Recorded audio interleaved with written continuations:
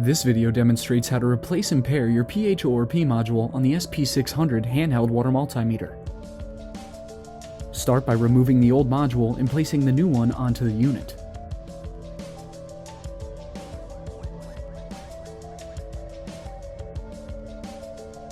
Remember to remove the battery from the old module before proceeding with the pairing process.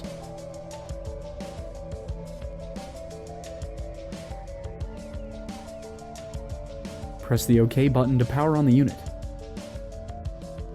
Then press the OK button again to enter the calibration and system settings menu. Then press the OK button again to select pair. And press either of the arrow buttons to select scan.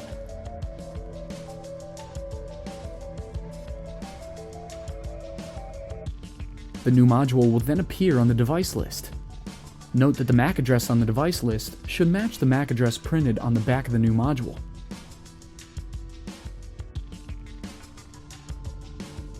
Press the OK button to pair.